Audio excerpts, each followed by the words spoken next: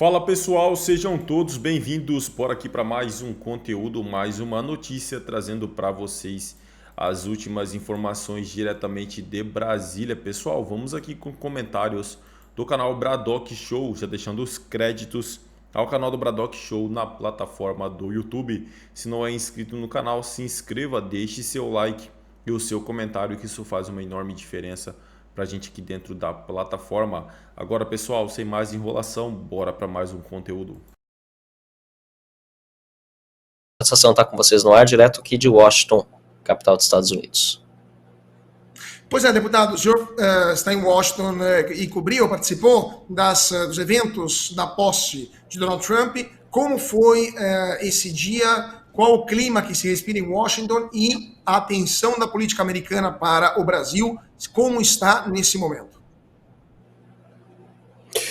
Bom, para começar, bastante frio aqui, falando em clima, o que motivou justamente a posse ser realizada no ambiente interno, né? A gente tem visto bastante polêmica sobre esse tema, mas para mim não tem polêmica nenhuma. Realmente, o frio é muito intenso, você submeter pessoas, muitas delas de idade, a ficar o dia todas plantadas, né, de pé num descampado, era algo que atentava contra a saúde pública e não foi uma decisão fácil, até porque todo presidente gostaria de ter aquela posse do lado de fora, mas foi uma decisão necessária, como foi também na reeleição do presidente Ronald Reagan. E eu gosto de deixar as coisas aí em perspectiva, né? No Capitólio podiam participar 600 pessoas na cerimônia reservada. Se nós fizermos os cálculos, os donos do prédio, claro, é o povo, né? Mas aqueles que representam o povo que lá estão são 435 deputados federais ou representatives e 100 senadores, né?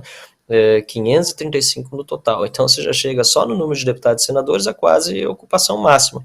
Claro que muitos democratas não iriam e assim por diante, mas houve restrição, inclusive, a familiares de deputados. Então, eu acho que não teve polêmica nenhuma, foi criada uma falsa polêmica em cima disso, até porque foi criada uma alternativa, que era a participação no Capital One. Aí sim, a dificuldade de entrar era grande, porque era os primeiros que chegassem. Teve gente que eu sei que chegou 4 da manhã na fila e conseguiu entrar, e teve gente que estava 7h30 da manhã na fila e não conseguiu mais lugar no estádio, aí é da vida, né? Mas foi, digamos, bastante democrático. Quem chegou cedo entrou, quem não chegou ou tinha outros motivos para não acompanhar lá de dentro a cerimônia e depois receber também a visita do Donald Trump, não chegou. Mas, assim, passando desses aspectos mais práticos, politicamente, todos nós concordamos aqui que foi uma mudança de ares fundamental para a história dos Estados Unidos e para a história mundial.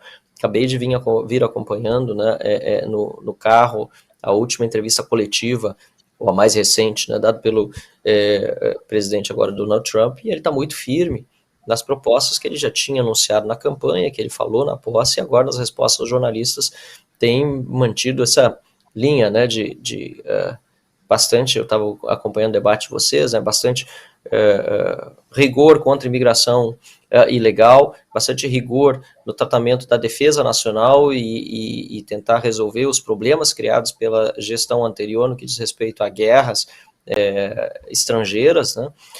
E em relação ao Brasil, nós tivemos uma única intervenção ontem feita pelo presidente Donald Trump. Eu espero que haja mais e mais propositivas também, né? Mas a intervenção que ele fez ontem em resposta à pergunta da jornalista da Globo News, se eu não me engano era ela, né? Foi uma resposta que não é muito boa para o Brasil, não, né? Ele disse, o Brasil precisa de nós, né? A América Latina que precisa de nós, não somos nós que precisamos do Brasil e da América Latina. Por um lado, é uma afirmação que precisa nos dar um choque de realidade sobre a nossa importância no cenário global, sem dúvida nenhuma, até porque os Estados Unidos têm várias prioridades, né? Tem a guerra na Ucrânia, tem o Oriente Médio, tem os seus problemas domésticos internos, mas, por outro lado, é claro que a gente precisa fazer um trabalho ainda mais forte para chamar a atenção aqui das autoridades americanas sobre o que está acontecendo. Não é que não saibam, é claro que sabem, mas para priorizar o Brasil e priorizar os assuntos relativos à América do Sul, a gente vai ter que remar bastante, até porque os sinais dados pelo governo brasileiro, principalmente por Lula, pelo PT e pelo STF, são muito negativos aqui nos Estados Unidos. a própria vedação da ida de Bolsonaro à posse de Donald Trump foi um tiro no pé do Alexandre de Moraes. Até porque aí sim que virou notícia aqui, virou comentário, porque muita gente não sabe que Bolsonaro está inelegível, muita gente não sabe de todos os abusos que estão acontecendo, e quando sabem que um ex-presidente da República é proibido de viajar pela Suprema Corte, que é parte desse regime petista instalado no Brasil, conduzido por Lula, começam a se perguntar, escuta, o que exatamente está acontecendo no Brasil? Pois é, deputado, eu vou abrir para as perguntas da nossa bancada.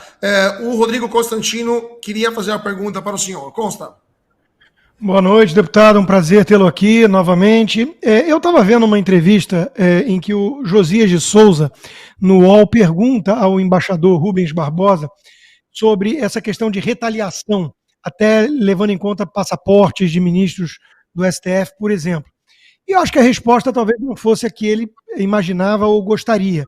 O embaixador disse com todas as letras que, olha, ele nunca viu uma situação tão delicada do Brasil em relação ao que está acontecendo na geopolítica internacional e que causa espanto não ter nenhum tipo de anúncio público, pelo menos, de uma tentativa de abertura de diálogo da nossa diplomacia, desse governo aí, com o governo eleito e que agora está empossado.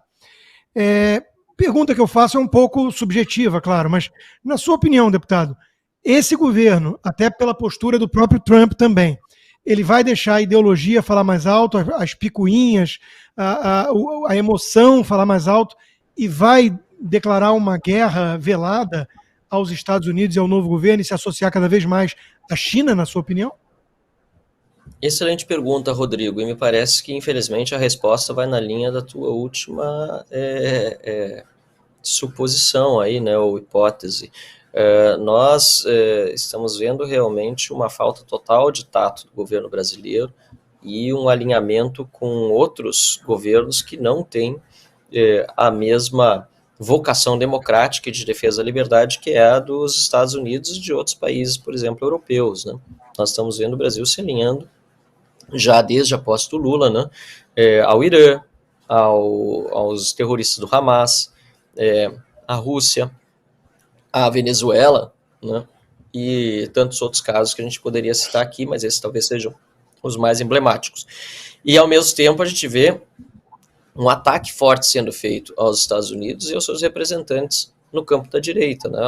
A própria manifestação do Lula recente, durante a campanha eleitoral do Trump ali, completamente desqualificada, desnecessária, independentemente da opinião política do Lula, o presidente da República, dizer que o Donald Trump significaria o nazismo no governo americano, na administração federal, foi algo que, no mínimo, necessitaria agora de um pedido de desculpas, né? E não apenas não vamos brigar com ninguém.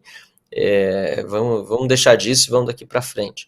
Esse gesto seria muito importante, mas não vai acontecer, assim como não aconteceu o gesto que se deveria ter visto na época em que Lula disse que o Benjamin Netanyahu agia como Hitler, né, na Segunda Guerra Mundial, exterminando judeus, fazendo referência à guerra que foi causada justamente pelos terroristas do Hamas lá em Israel e na faixa de Gaza. Então, essas circunstâncias que nós vemos hoje, elas foram muito bem relatadas, eu concordo com você, talvez de uma forma surpreendente para os jornalistas que entrevistaram o ex-embaixador do Brasil em Washington, né, Rubens Barbosa, se não me engano, assim era o nome dele,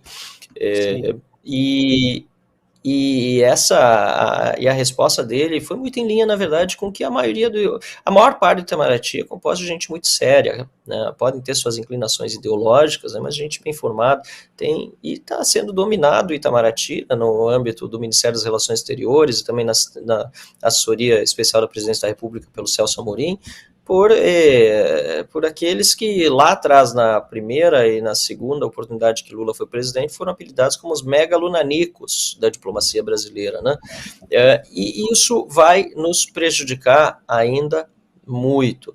Eu tenho realmente bastante preocupação em relação à postura do Brasil nos próximos meses, e ainda que eu pudesse torcer para o quanto pior, melhor, até porque tendo os Estados Unidos de mau humor com o Brasil, em tese, há uma degeneração frente à opinião pública da imagem do governo brasileiro. Por outro lado, nós temos uma situação muito delicada em que muitas empresas e brasileiros dependem de boas relações com os Estados Unidos, dependem de boas relações comerciais e dependem de boas relações também procedimentais de toda forma, né? A gente tem muito brasileiro vivendo aqui nos Estados Unidos, a gente tem muita empresa que vende para os Estados Unidos, que compra para os Estados Unidos, dos Estados Unidos, então qualquer medida eventual de retaliação mais generalizada, que não seja focada, principalmente na seara econômica, vai nos trazer bastante prejuízo daqui para frente. Perfeito. Fabi Barroso, sua pergunta para o deputado Marcel Arraten. Boa noite, deputado. Eu vou aproveitar e fazer uma pergunta que eu acho que também é meu receio, talvez seja o seu também. Em relação ao Milei, a gente sabe que o Milei esteve presente, ele, quando foi perguntado, não sei se o senhor soube, mas a mídia retratou que ele disse o seguinte: o Bolsonaro é meu amigo, o regime Lula não deixou ele vir. Algo parecido com isso ele havia respondido, né, em relação ao presidente Bolsonaro. Então, logicamente, ele não faz mais assim a divisão entre o que é Lula e o que é o Supremo, o que é o Moraes, etc. E a própria Argentina se beneficia, né, por ter esse relacionamento bom, que infelizmente o Supremo, ou as condições todas do Brasil, impossibilitaram nós termos isso institucionalmente, já que o Lula nem diplomaticamente não fez nenhuma ligação para o governo dos Estados Unidos, não, pelo menos até agora, não que só se tenha, se eles acabaram fazendo agora nesse exato momento. Então, olhando esse contexto, Brasil, sanções, Argentina e Milei, que é um governo muito bem colocado, muito próximo ao Trump, isso pode prejudicar o Brasil?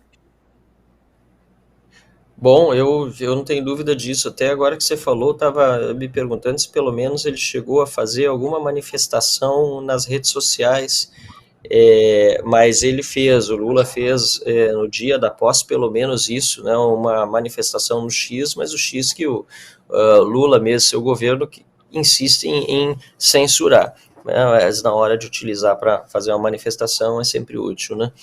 Mas foi a única coisa realmente da parte do governo brasileiro, né, um desejo muito protocolar de bom governo, mas por outro lado, bem o que você disse, existe já uma preocupação muito grande de outros mandatários, como é o caso do Milei, como é o caso do presidente do Paraguai, que eu encontrei pessoalmente aqui também essa semana em Washington, conversei, tive a oportunidade de trocar algumas palavras com ele. Existe uma preocupação muito grande com os rumos do que acontece no Brasil. Eu acho que o Milei foi muito feliz, ele é um ótimo comunicador, né, não à toa foi eleito presidente da Argentina depois de 100 anos, como eles costumam mesmo dizer lá na Argentina, né, de regime socialista comunista. Ele foi muito feliz em falar que foi o regime do Lula que impediu a ida do Bolsonaro para os Estados Unidos. Eu acho que essa deve ser a nova tônica das nossas falas, pelo menos eu sei que alguns fazem, eu procuro também colocar bastante o rótulo no Lula dos abusos que estão acontecendo, mas entendo que isso precisa ser feito de uma forma mais estratégica, unificada, principalmente nesses 2 anos finais, antes da próxima eleição. Falamos já muito de Alexandre de Moraes, fomos para a rua muitas vezes, ele realmente é o grande vilão, digamos assim, aparente, mas quem está por trás dele, ou quem permite que todo esse sistema possa continuar operando, é sem dúvida nenhuma o Lula, que foi libertado da cadeia e devia estar cumprindo pena pelos crimes que cometeu. E é ele que vai disputar, muito provavelmente, apesar de ter surgido um rumor hoje que talvez Lula não fosse candidato à reeleição, né, saiu em algum lugar na imprensa, mas é ele que, de qualquer forma, toca o barco desse governo, bem ou mal, na verdade muito mal. É isso aí, pessoal, e vamos para mais uma notícia. Gigante do varejo anuncia a saída de seu principal executivo no Brasil. Reprodução Amazon Brasil confirmou nesta segunda-feira a saída de Daniel Mazzini, que ocupava o cargo de Country Manager. Desde 2021, o comunicado foi enviado internamente aos funcionários, mas a empresa ainda não revelou quem será o substituto para liderar sua operação no Brasil. Mazzini ingressou na Amazon em 2009, atuando na unidade do Reino Unido. Após 5 anos em Londres e Seattle, veio para o Brasil comandar a divisão de livros, Com o crescimento da empresa no mercado nacional, tornou-se responsável pelo setor de varejo em 2019. Em 2020, deixou a Amazon para ingressar no NEO como Chief Product Officer, mas retornou em maio de 2021 para assumir a liderança da operação brasileira após a saída de Alex Zapiro para o SoftBank.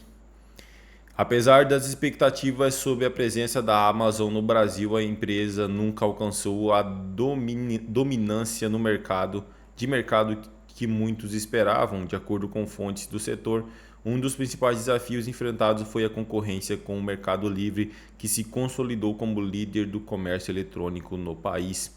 É isso aí, pessoal. Agradeço a vocês pela companhia. Se não é inscrito no canal, se inscreva, deixe seu like e o seu comentário, que isso faz uma enorme diferença para a gente aqui dentro da plataforma. Desde já agradeço, valeu!